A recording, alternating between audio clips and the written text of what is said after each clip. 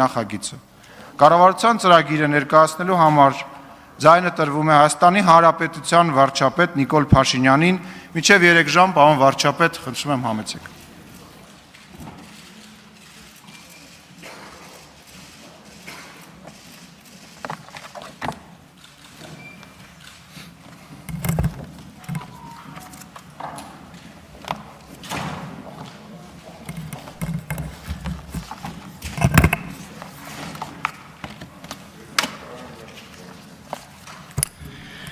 Շնորհակալ եմ։ Ազգային ժողովի մեծարգո նախագահ, նախագահի տեղակալներ, հարգելի պատգամավորներ, կառավարության հարգելի անդամներ, սիրելի ժողովուրդ։ Կառավարության 2021-26 թվականների գործունեության ծրագիրը ներկայացնում եմ արտառոց պայմաններում։ 2020 թվականի 44-օրյա պատերազմի ծանր հետևանքները, պատերազմի ընթացքում մեր ունեցած 3773 զոհերը, 243 զինվորների գտնվելու վայրը, անհայտ լինելու հանգամանքը, մեր գերեվարված զինվորների մի մասի դեռևս վերադարձած չլինելու փաստը, հազարավոր տեղահանվածները, Արցախում եւ Հայաստանում ստեղծված ոչ սովորական եւ բարդ սոցիալ-տնտեսական վիճակը, Հայաստանի եւ Արցախի շուրջ ահագնացող անվտանգային մարտահրավերները, Հայաստանի Հանրապետության ինքնիշխան տարածք ադրբեջանական զինված ուժերի ապօրինի ներխուժման հետևանքով սոտ խոզնավար հատվածում առկա ճգնաժամային իրավիճակը, նոյեմբերի 9-ից հետո ռազմական գործողությունների դադարեցման վերաբերյալ եռակողմ հայտարարության պարբերական խախտումները եւ դրա հետևանքով նոր զոհերի առկայությունը, միջազգային լարված դրությունը, կորոնավիրուսի շարունակվող համավարակը արտառոց են դարձնում այն միջավայրը, որում պիտի քննարկենք կառավարության ծրագիրը։ Այս քննարկումը սակայն պիտի լինի ոչ միայն խնդիրների ու մարտահրավերների արձանագրման, այլև դրանց պատճառների ու ծագումնաբանության մասին եւ ամենակարևորը պիտի լուծման ուղիներ նախանշի կարճաժամկետ, միջնաժամկետ, նաեւ ռազմավարական հեռանկարի առումով, որովհետև ակնհայտ է,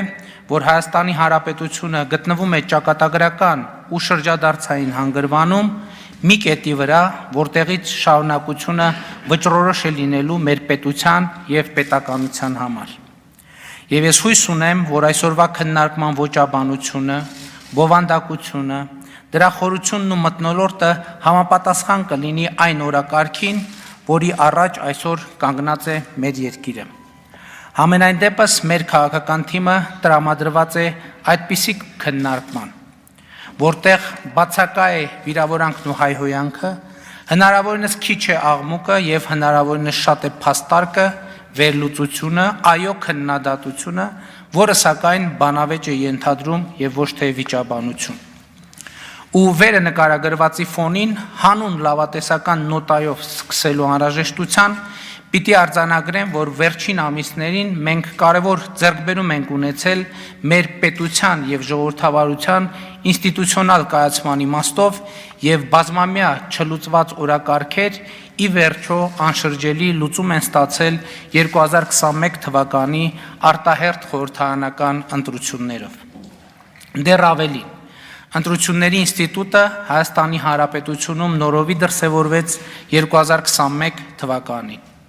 Երրորդ հանրապետության պատմության միջին վիճակագրական ընտրական ստանդարտը հետևյալն էր։ Ընտրությունների պաշտոնական արդյունքների հրապարակմանը հետևում էին իշխանության կողմից ընտրությունների կեղծման մասին վկայող համոզիչ փաստեր, այդ ամենը զուգորդվում էր հանրային քաղաքական հուզումներով, ի հայտ էր գալիս կամ ավելի էր խորանում ներքաղաքական ճգնաժամը։ 2021 թվականի արտահերթ խորհրդարանական ընտրությունները ունեցան ուղիղ հակառակ ազդեցություն։ Ընտրությունների արդյունքներով հանրային քաղաքական հուզումների մթնոլորտը հաղթահարվեց ներքաղաքական ճգնաժամը։ Ընդ որում, սա ընտրությունների թերևս ամենաանսպասելի արդյունքն է, որովհետև 44-օրյա աղետալի պատերազմից հետո ավելի կոնկրետ 2020 թվականի նոյեմբերի 9-ից մինչև քարոզարշավի ավարտը ներքաղաքական դիսկուրսը կառուցվում էր գործող իշխանության ներկայացուցիչներին, մասնավորապես վարչապետին, նրա եւ իշխանության այլ ներկայացուցիչների, ընտանիքների անդամներին, դավաճանության, հողեր հանձնելու, հողեր վաճառելու, կապիտուլյացիայի մեջ մեղադրելու եւ հետեւաբար նրանց պատժելու, հաշվեարդարի ենթարկելու, ընդհուպ հրապարակային գնդակահարելու տրամաբանության վրա, ինչի գործնական դրսևորումը տեսանք ազգային ժողովի նախագահ, ներկայումս արտաքին գործերի նախարար Արարատ Միրզոյանի դեմ տեղի ունեցած մահափորձի,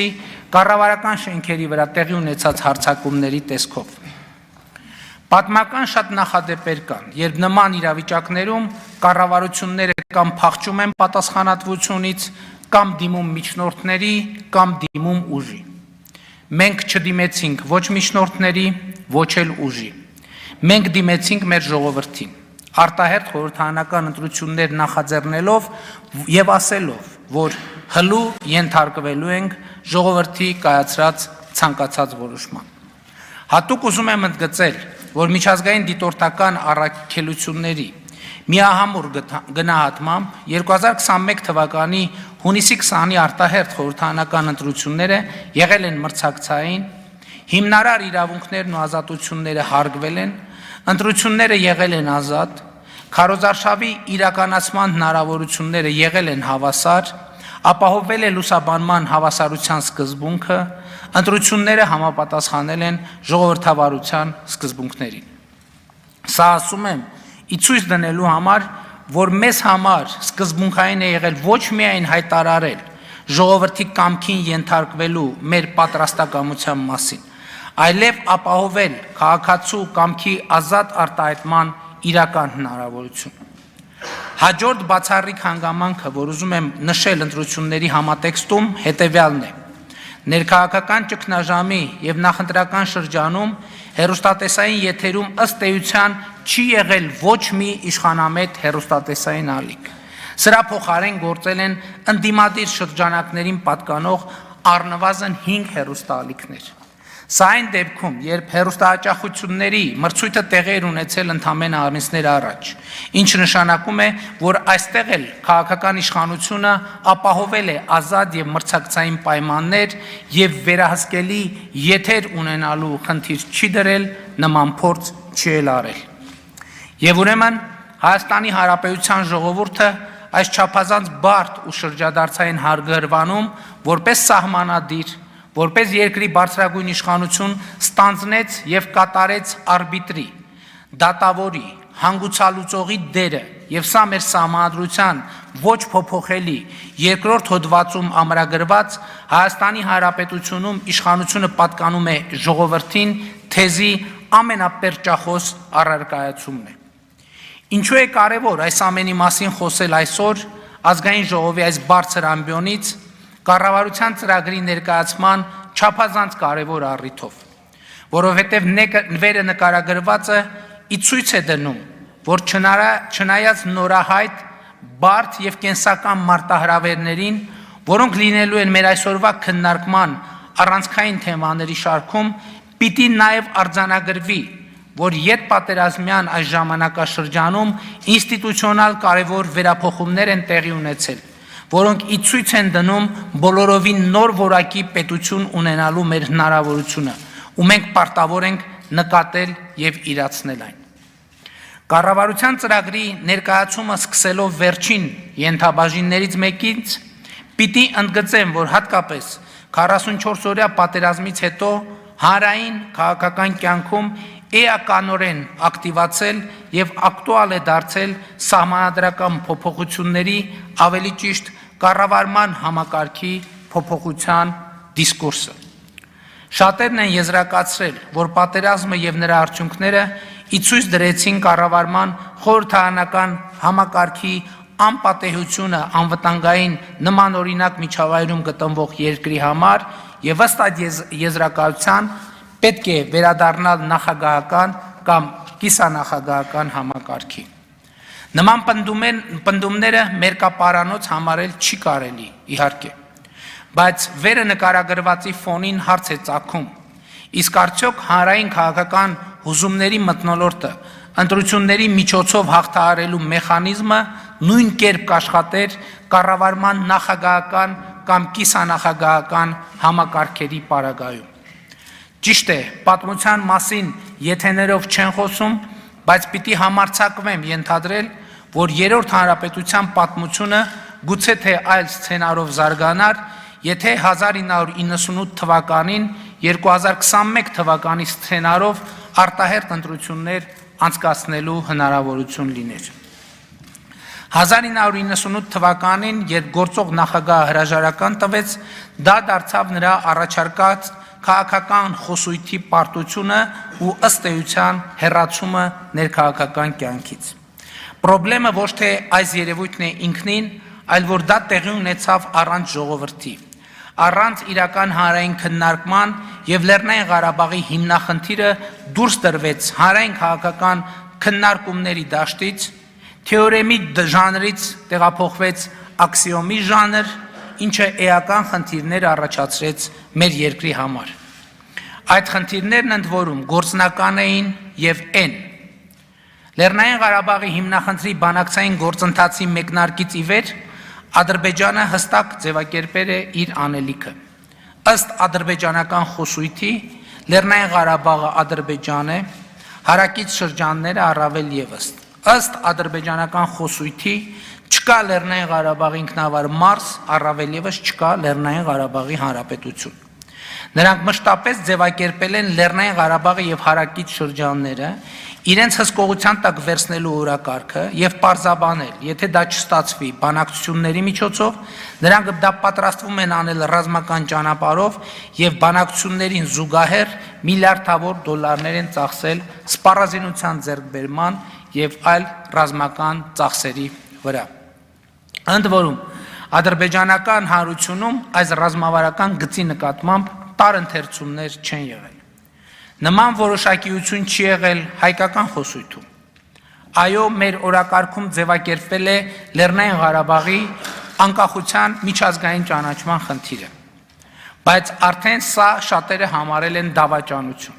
Հղում անելով 1989 թվականի դեկտեմբերի 1-ի հայկական ԽՍՀ Գերագույն խորհրդի եւ Լեռնային Ղարաբաղի ազգային խորհրդի համատեղ որոշմանը, հայկական ԽՍՀ եւ Լեռնային Ղարաբաղի վերամիավորման մասին, որի վրա հղում է արվել 1990 թվականի օգոստոսի 23-ի Հայաստանի անկախության հռչակագրում։ Ըստ այդ տեսակետի Լեռնային Ղարաբաղը պետք էր ճանաչել Հայաստանի մաս։ Հաջորդ տեսակետը տարածքներ կարգավիճակի դիմաց բանաձևն է, համաձայն որի Լեռնային Ղարաբաղի հարակից տարածքների զիջման դիմաց պետք էր հասնել Ղարաբաղի անկախության միջազգային ճանաչման։ Բայց այս տեսակետը դավաճանություն համարողներ նույնպես կային, պնդելով, որ տարածքների զիջման բանաձևը անընդունելի է հայ ժողովրդի համար։ Կար տարածքների փոխանակման կոնցեպտը, որի իմաստը Հայաստանի որոշ տարածքներ Ադրբեջանին զիջելու դիմաց Լեռնային Ղարաբաղը Հայաստանի միավորելն է։ Այս բանաձևի շուրջ նույնպես մեղմ ասած բացասական կարծիք կար հանրային քաղաքական շրջանակներում եւ շատերն այն դավաճանություն ու դավադրություն էին համարում։ Բայց սրանով մեր խնդիրները չեն ավարտվել ու գործնական առումով կար երկու շատ լուրջ բարդություն։ Եթե Ադրբեջանի ասելիքը նույնն էր թե ներքին քննարկումների, թե միջազգային հանրության հետ հաղորդակցության ընթացքում եւ թե բանակցային սեղանի շուրջ, ընդ որում այդ ասելիքի վերաբերյալ նրանց մոտ կար հանրային կոնսենսուս, մեր պարագայում ասելիքներն ու դիրքորոշումները տարբեր էին։ Հանրային քաղաքական կյանքում ուրիշ էր, միջազգային հանրության հետ շփումներում ուրիշ էր, բանակցային սեղանի շուրջ ուրիշ էր։ Ու ամենակարևորը, մենք չենք ձևակերպել ամենակարևոր հարցի պատասխանը։ Իսկ ինչ ենք անելու, եթե բանակցային սեղանի շուրջ չհաջողվի մեզ համար ընդունելի լուծման հասնել։ Ընդ որում, խնդրում եմ ուշադրություն դարձրեք։ Ես չեմ խոսում տարբեր իշխանությունների կամ կառավարությունների կամ ղեկավարների, արածների կամ չարածների մասին, այլ փորձում եմ ձևակերպել այն համակարգային խնդիրը, որ մենք ի սկզբանե ունեցել ենք Լեռնային Ղարաբաղի հիմնախնդրի համատեքստում։ Այս համակարգային խնդրը շատ լուրջ ազդեցություն է ունեցել երրորդ հանրապետության պատմության ողջ ընթացքի եւ հարաբերությունների վրա։ Մենք որպես հանրություն չենք ունեցել Լեռնային Ղարաբաղի հարցի կարգավորման ռազմավարություն։ Չենք արձանագրել դրա անհրաժեշտությունը եւ հետեւաբար հարցը դուրս է թողնվել հանրային քաղաքական օրակարգից, կրելով հակամարտության պատմության ընթացքում մեր մոտեցումների հակասականության ամբողջ ազդեցությունը։ Լեռնային Ղարաբաղի հիմնահարցի ներհայաստանյան ընկալումների հակասությունների իմ թվարկածանքը ընդ որում ամբողջական չէ, եւ այդ թվարկումը դեռ էլի կարելի է շարունակել։ Վերադառնալով կառավարության քննարկվող ծրագրի 5-րդ գլխի նախաբանում արծարծված նոր սահմանադրության ընդունման կամ սահմանադրական փոփոխությունների երկընտրանքի թեմային ցանկանում եմ ընդգծել, որ ամենևին փաստ չէ, որ 2020 թվականին Լեռնային Ղարաբաղի հիմնահարցի շուրջ առաջացած ճգնաժամի մեջ կառավարման խորհրդարանական համակարգը իցույց է դրել իր ոչ կենսունակությունը։ Նկատի ունեմ, որ մենք իրականում 7 անգամ պիտի չափենք, 1 անգամ կտրենք կառավարման համակարգը փոխելու որոշում կայացնելուց առաջ, որովհետև կարող է պարզվել, որ հենց կառավարման կիսանախագահական համակարգի առանձնահատկություններն են գործարկել այն թափանիվը, որը հանգեցրել է փակուղու։ Սա չեմ ասում որպես պնդում կամ համոզմունք, այլ որպես շատ կարևոր նյութ մտածումների համար։ Վերջին 3 տարվա, նաև վերջին 10 ամսվա ընթացքում այնուամենայնիվ գործող սահմանադրությամբ նախատեսված մեխանիզմների գործունակության հետ կապված մի շարք հարցեր առաջացել են, որոնք պատասխանի կարիք ունեն։ Մասնավորապես արտառոց էր այն իրավիճակը, երբ սույն թվականի փետրվարին զինված ուժերի գլխավոր շտաբի հայտնի հայտարարությամբ ի հեճուկս հենց սահմանադրական կարգավորումների բանակը քաղաքականության մեջ ներքաշվելու վտանգ էր առաջացել, բայց այդ իրավիճակը հանգուցալուծելու գործընթացը տևեց շատ երկար, առավել ևս մեր անվտանգային միջավայրը հաշվի առնելով ավելի քան 1 ամիս։ Այստեղ խոսքը ամենևին վարչապետի կամ քաղաքական իշխանության հարմարավետության կամ դրա բացակայությունից նեղվելու մասին չէ։ Խնդիրը ուրիշ տեղ է։ Փետրվար-մարտի իրադարձությունները, երբ բանակը հայտնվել էր քաղաքական իրադարձությունների կիզակետում, չէին կարող վատթարացնող ազդեցություն չունենալ անվտանգային իրավիճակի վրա, եւ դրա դառը ազդեցությունը մենք տեսանք արդեն մայիսին սոտ խոզնավար հատվածում տեղի ունեցած եւ մինչ օրս շարունակվող իրադրության տեսքով։ Մի շարք հարցեր կան նաև սահմանադրական կարգավորումների եւ դատական համակարգի բարեփոխումների արդյունավետության փոխկապակցվածության մասով, որոնց պատասխանը միանշանակ եւ աներկբա համարել չի կարելի, բայց որոնց մասով պիտի իսկապես շահագրգիռ քննարկում տեղի ունենա հանրային քաղաքական փորձագիտական դաշտում։ Եթե նկատել եք, ի տարբերություն քաղաքացիական պայմանագիր կուսակցության նախընտրական ծրագրի, կառավարության ծրագրում սահմանադրական փոփոխությունների թեման շատ կոնկրետ ձևակերպված չէ։ Սա պատճառաբանվում է նրանով, որ սահմանադրական փոփոխությունների հարցը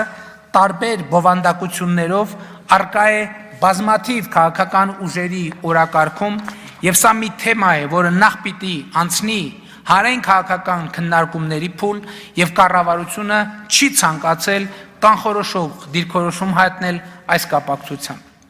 Հասկանալի է, որ հարցի քաղաքական պատասխանատվությունը ընկնում է գործող իշխանության վրա, բայց հետագա ընթացքի ամենակառուցողական մեթոդը տեսակետները համբերատար լսելը ու ընդհանուր տեսլական ձևավորելու փորձն է, ինչը մենք ստանձնում ենք որպես կառավարություն, որպես քաղաքական իշխանություն։ Ազգային ժողովի հարգելի նախագահություն, հարգելի պատգամավորներ, կառավարության հարգելի անդամներ, սիրելի ժողովուրդ։ Մեր այս կառավարությունը ձևավորվել է այն հանգամանքի բերումով, որ 2021 թվականի հունիսի 20-ի արտահերթ խորհրդարանական ընտրություններում քաղաքացիական պայմանագիր կուսակցությունը ստացել է բացարձակ մեծամասնություն։ Քաղաքացիական պայմանագրի կողմից ձևավորված կառավարության ծրագիրը իհարկե պիտի հենված լիներ այն նախընտրական ծրագրի վրա, որով կուսակցությունը մասնակցել է ընտրություններին։ Ըստ էության այդպես էլ կա, բայց տեղի ունեցած արտահերթ ընտրությունների կարևորագույն առանձնահատկություններից մեկն այն էր, որ մենք ունեցանք մի քարոզարշավ, որի ընթացքում հսկայական նոր քաղաքական բովանդակություն գեներացվեց։ Ինձ համար տեղի ունեցողը ոչ այնքան կամ ոչ միայն նախընտրական քարոզարշավ էր, այլև բաց եւ ուղիղ երկխոսություն ժողովրդի հետ, հատկապես երկխոսություն, որովհետև այս ընտրություններում մեր քաղաքական հարթակը ոչ միայն ասողի, այլև լսողի դերում էր։ Նախընտրական